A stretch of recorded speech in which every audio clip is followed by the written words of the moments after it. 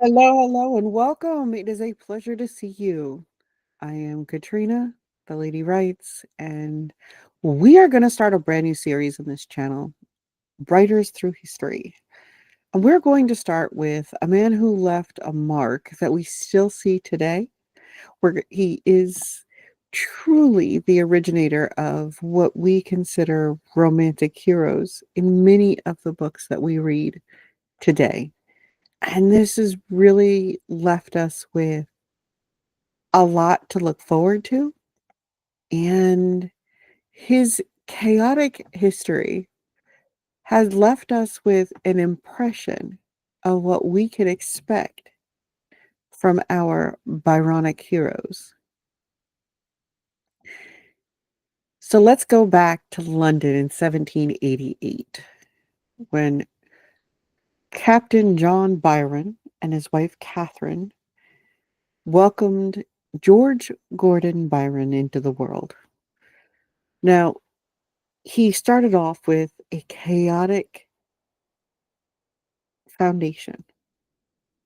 His father's nickname was Majak, which was earned because of his extravagant spending and scandalous behaviors.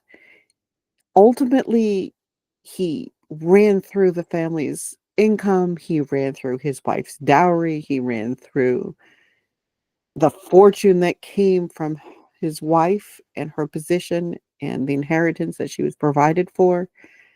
And ultimately, by the time he reached an untimely demise,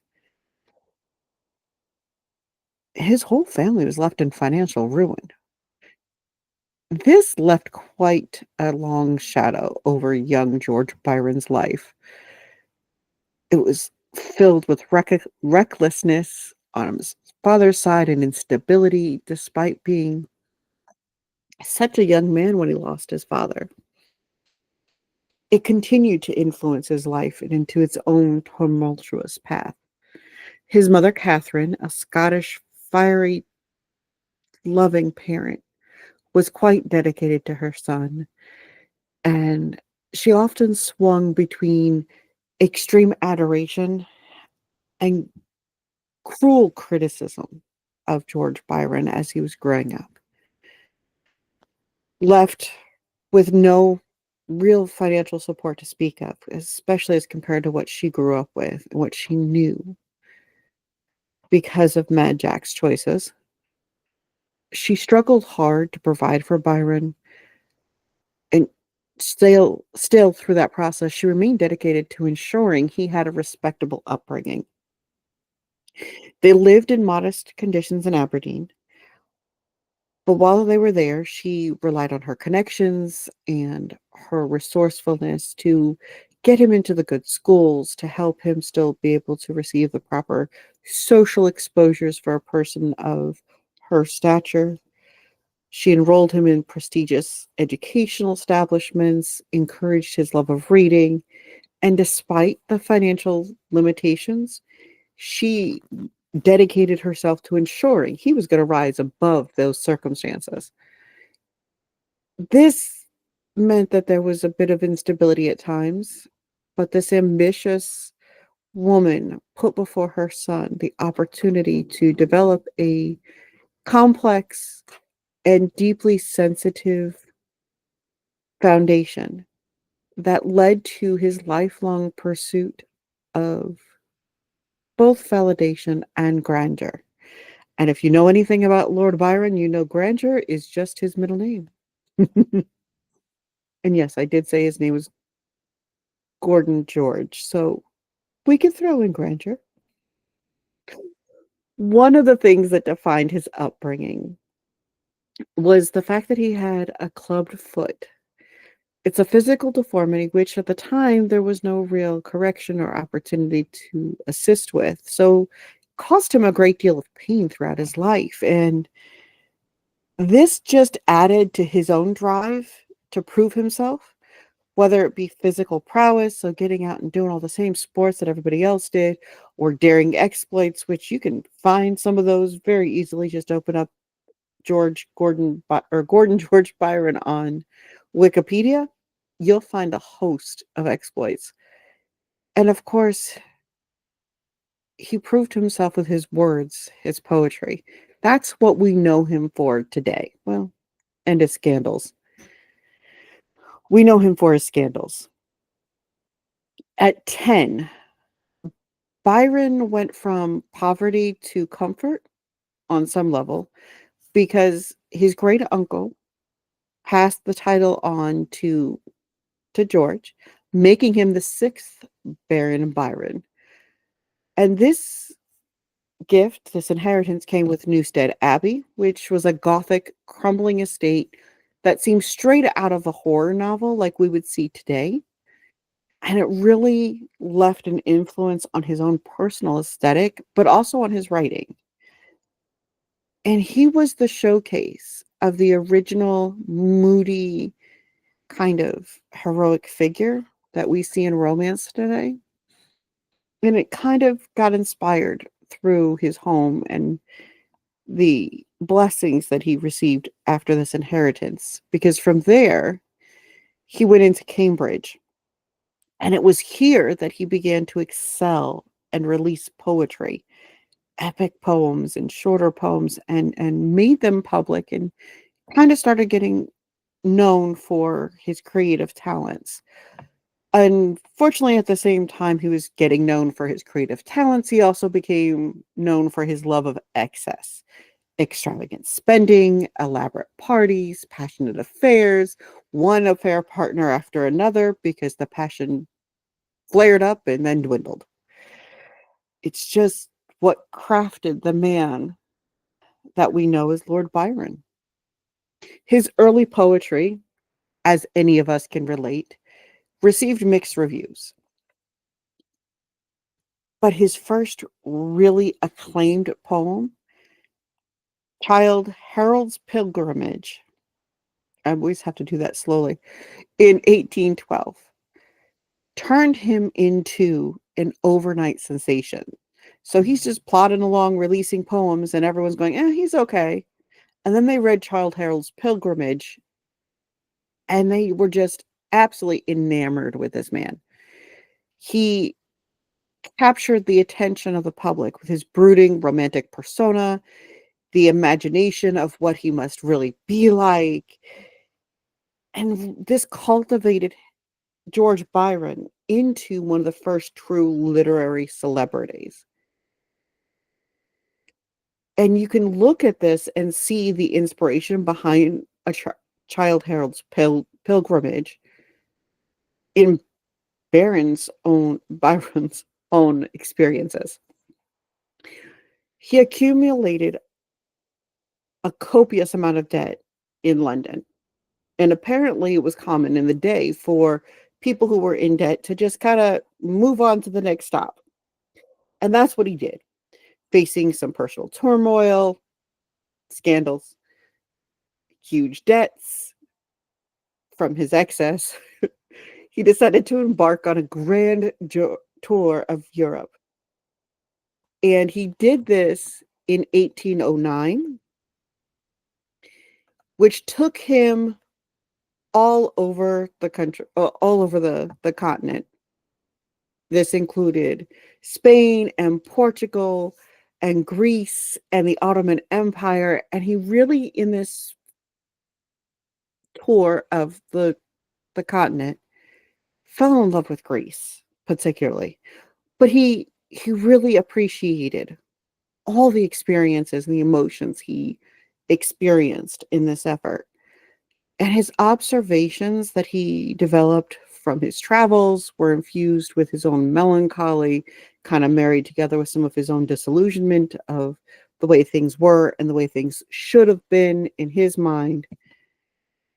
It laid a foundation for this Childe Harold, making it a really deeply personal piece of work that became a reflection on restlessness and a weary soul.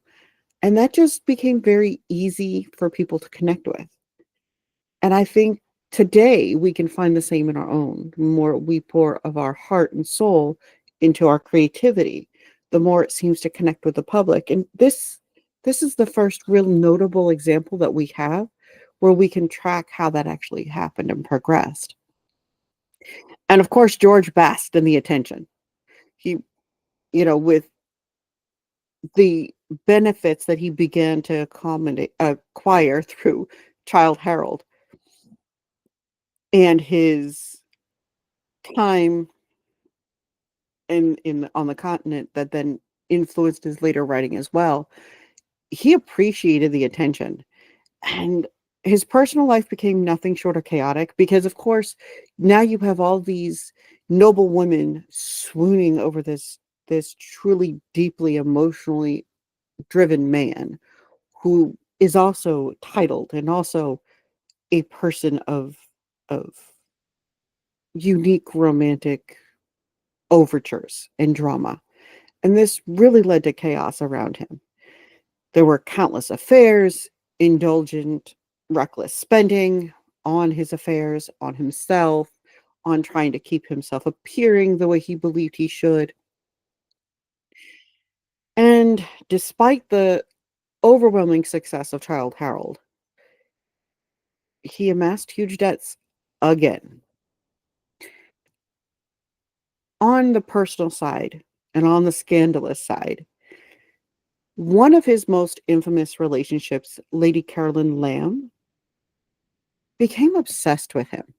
She became notorious for adapting herself to him and changing the way she was received by him, despite her husband. They definitely had one of those really deeply tumultuous, stormy, kind of passionate romances that often led to self-destructive behavior on both sides. She, at one point, described him as mad, bad, and dangerous to know, and yet that didn't stop her at all.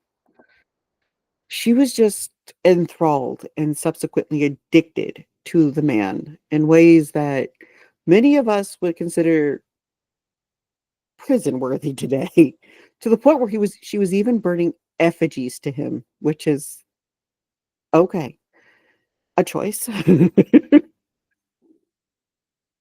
And that's one of his bigger known scandals, but it is not his worst known scandal. Arguably, his worst known scandal was with his half sister, Augusta Lee. Now, Augusta was 5 years older than Byron. They did not grow up together. He was raised by his mother in Scotland, and Augusta was raised with relatives apart from each other. They got to know each other as adults, and they first became very close. They connected over their paternal connections, and they connected over their relatable experiences, and eventually they are said to have furthered that connection so deeply that by the time Medora, Augusta's daughter, was born in 1814, there there was a lot of argument that Medora was the daughter of Byron and Augusta as opposed to Augusta's husband. Now, there's no proof of this. There's also no proof against it. And we know that it was not uncommon, or at least unheard of, for the nobility to do that kind of thing. So we really don't know on that point. But their closeness absolutely created scandal and controversy, even in his marriage later on. So we know eventually this relationship with Augusta would lead him or contribute to him choosing to exile himself from England. And yet, throughout all of that, including his self-imposed exile, Augusta was one of the few people he trusted above all else. He knew he could rely on her, even if he didn't feel like he could rely on anybody else. He just felt comfortable and like they fit well together to support one another, to encourage one another. And she was known to get him out of certain difficult situations and support him throughout his life in both a sisterly way and probably in those ways as well that we would question. But the bottom line is they remained close throughout his entire life. However, at some point, after the plethora of scandals, besides the two I just shared with you, he did want to live a respectable life and create a respectable reputation for himself. He was Lord Byron. He was titled. He was nobility. He was supposed to be an important man. So in 1815, he made an attempt at solidifying and settling himself down. And he settled himself with the beautiful Annabella Milbanke. Unfortunately, this was kind of a disaster from the start. She's an intellectual woman, deeply religious. She is reserved. On the other hand, we know from his history, he is chaotic and impulsive and volatile and indulgent and emotional, and we could go on. She truly believed from afar, anyway, that, or at least there's reason in her writings to believe that she had this perception. She could see his brilliance, but knew it could be tempered with discipline and structure. And as his wife, she would do her best to provide that for him. Unfortunately, quickly into their marriage, his relationship with Augusta and his situations with his history and his past, Annabelle began to see things differently.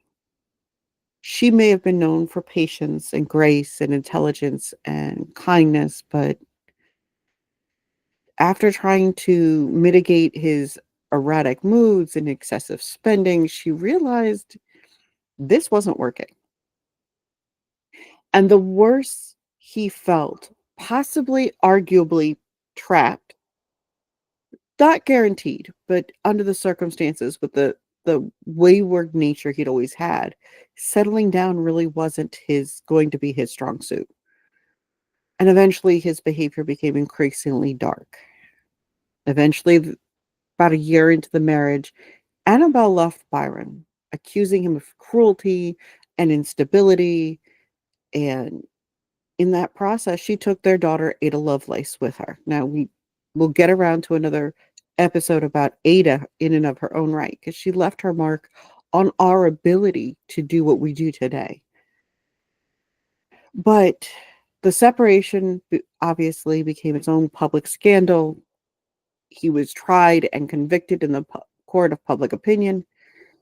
And Lord Byron was condemned by all of his peers, or the vast majority of them. They truly made him uncomfortable. He knew that he was not going to be accepted in the same circles that he was trying to be respectable for. And this is when, with his reputation in shambles, Lord Byron left England in 1816. And he would never return. Not until after his passing. He first traveled to Switzerland, and you guys may be familiar with the story, but while he met up with some friends, Percy and Mary Shelley, names that are also going to be touched on, particularly Mary in another episode, uh, they sat down and did a ghost story challenge during the rainy season. And this led to the creation of Mary Shelley's Frankenstein, which is incredible. And Lord Byron penned The Prisoner of Childe and Manfred. It really laid out as a brooding supernatural drama filled with guilt and existential dread. Check with the critics of the time. From there, he moved to Italy and just threw himself into his writing and life indulgences and ultimately revolutionary politics. And it was these revolutionary politics that would later inspire him to make some huge decisions. His arguably most well-known work, Don Juan, was a satirical epic poem that just kind of got formed through all the chaos in Italy. And it became scandalous and irreverent and brilliant. And it shone through a light on so many behaviors and so many things that were creating talk of the time. Now, being a man drawn to adventure, you could see it in his writing, you could see it in his travels, you could see it in all the scandals that he had time and time again. This adventure caused a stirring in his restless soul. It brought him a need to be moving. It brought to him a need to keep going. And the Greek War of Independence against the Ottoman Empire, after he had already kind of fell in love with the country when he was traveling Europe earlier in life, he had remained in contact with many of the time from that time. And that Greek War for Independence just kind of tickled his restlessness, and it also inspired the romantic side of him, the hero that he would become and become known as. Unfortunately, it did lead to the loss of a great poet way too soon. He dedicated himself to the freedom of the Greeks against the Ottomans. He invested his own money, raised funds, and even trained troops to help Greece fight for their own freedom. He saw the struggle as heroic, which fits him and fits the things that really feed who he was. Unfortunately, in 1824, before Greece gained its independence, George Gordon Byron fell ill with fever, and the medical treatments of the time likely just made that worse. About 36 years old, he passed away, and the world lost a literary legend, arguably the first rock star of writing.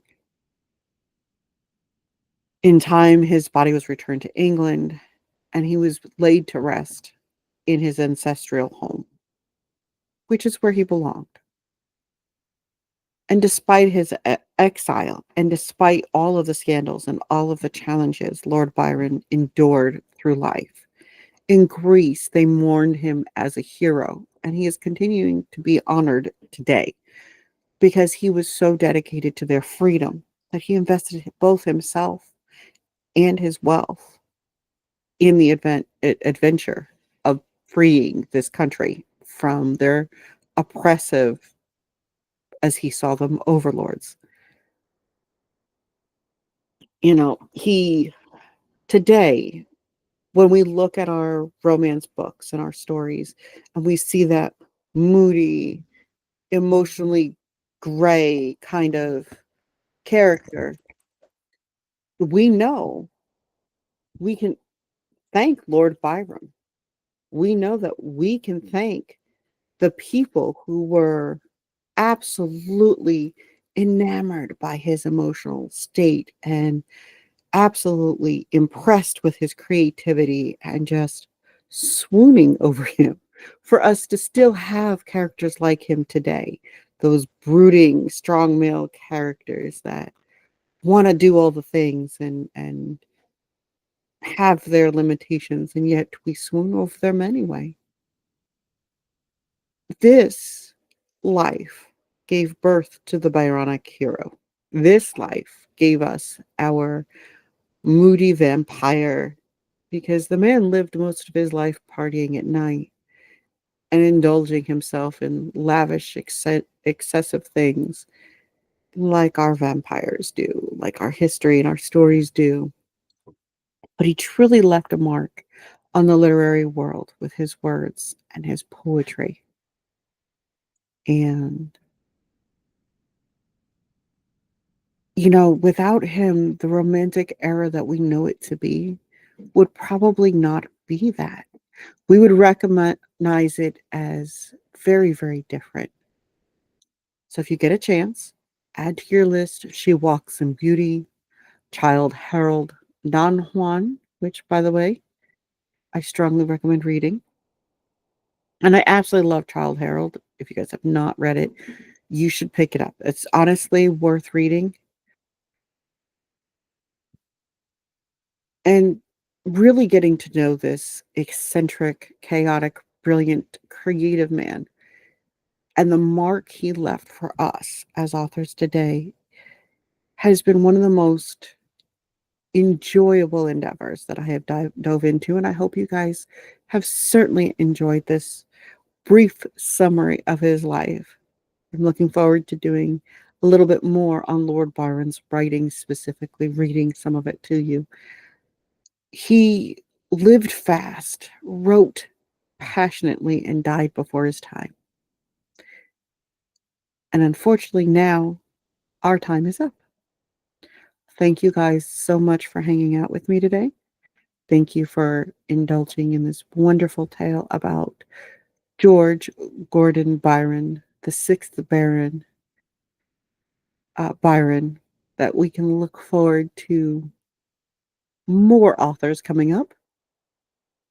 I am currently researching Jules Verne and his son, and we are looking forward to an Ada Lovelace, as she wrote in a language that many of us don't today, but without her, we wouldn't be writing in or writing on the World Wide Web or anywhere.